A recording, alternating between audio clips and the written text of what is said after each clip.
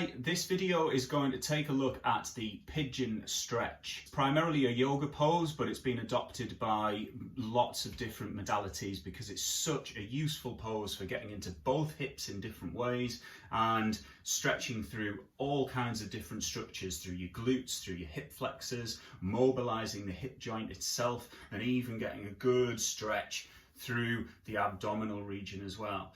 If you're new to this pose, because it requires a lot of body weight straight down into the area that we're going to be stretching and mobilizing, I would recommend that you take a look at my video on the figure 4 or dead pigeon pose, which is an earlier version of this, which will get you into that hip mobility and hip stretching a little bit more easily and steadily before you progress onto this. You want to start in a high plank or a press-up position with your wrists directly beneath your shoulders. Bringing the right knee up to the right wrist and bringing the heel across to underneath the left hip. And we're going to sit down into that pose. Using your fingertips just to push yourself up, keeping your hips square to the front so we're not turning into this, we're not rotating through the pelvis or the back. The hips are straight forwards, the shoulders and chest are straight forwards as well.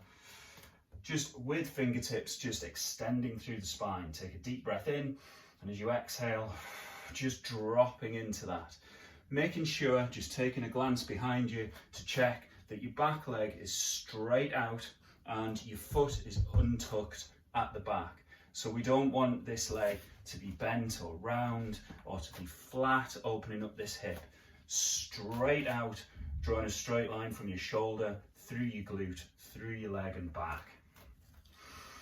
Breathing in and pushing through the fingertips. And you'll be feeling this now, opening up through the quads, the hip flexors, into that abdominal region. Breathing into it and trying to just drop even further down into the stretch. From here, we're going to take that stretch into the other leg by just starting to walk those hands out and bringing the chest towards the knee in front of you. Down to your elbows and just using your elbows to take that weight for the time being. Eyes are down to the mat, keeping your neck and spine in line. Breathing through that, feeling how this is now transferred into that opposite hip. And if you can, taking it deeper, just taking your arms across you in front and your head down to the mat. Breathing in and fully out to sink into that stretch. Holding each position for about 20 to 30 seconds each and alternating between the positions. Coming out of that, using your hands to take your body weight rather than snatching into your lower back to lift up. Pushing through the hands and back into that back extension. Coming out of this, it's important that because you've had a lot of weight on this flexed leg and this externally rotated hip, that you get your hands into the mat and use your hands, tuck your foot at the back, push through the palms to take the weight off that leg before taking it back. And repeating on the other side, bringing the left knee to the left wrist, taking the heel underneath the right hip, dropping down, untucking that foot at the back. Just have a glance over, is that leg going directly out behind you?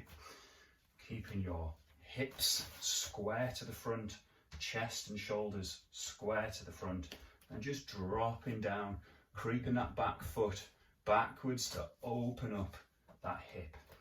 And holding this for 20 to 30 seconds, a little longer if you want to.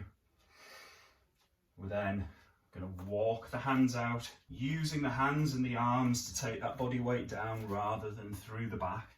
Taking your elbows down first, taking a few breaths here before then, if you can, taking that stretch to full depth down to the mat. Holding for 20 to 30 seconds, maybe a little bit more. And once again, using the hands and the arms to lift yourself up rather than tensing through the back. And once again, using the hands, tucking the foot at the back, unloading the weight off this leg rather than pushing through this knee to come up. Lifting up and taking that leg back. And that is the full pigeon pose for hip mobility and stretching through all of those structures in the hip.